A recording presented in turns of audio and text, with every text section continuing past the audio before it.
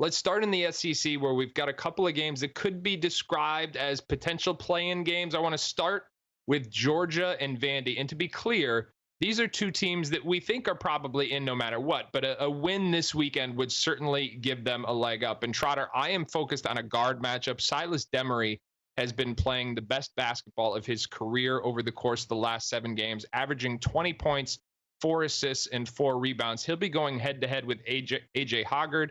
He had 21 and 6 last weekend over Mizzou, 14, 7, and 5 against Arkansas. This matchup is the key to me, but what else are you focused on? Yeah, that really is the story of the game, because I think Georgia getting themselves back in the mix to make the tournament is because of this backcourt play.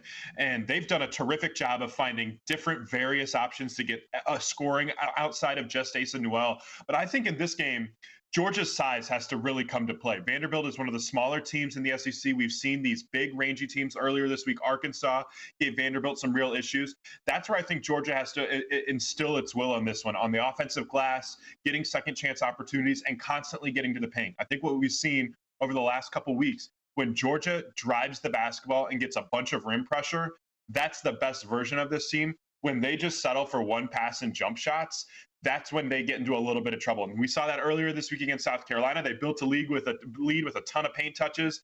They kind of let the lead slip away with a bunch of jumpers, and they got the lead back out to double figures where they were able to hold on for a road win because they drove the basketball. So those are the kind of the variables heading into this one. But this Vanderbilt team, you have to be on your P's and Q's from a scouting report perspective, because Tyler Nickel is balling right now. AJ Hoggard, like you said, isn't playing at a high level. And I would expect a big bounce back spot from Jason Edwards.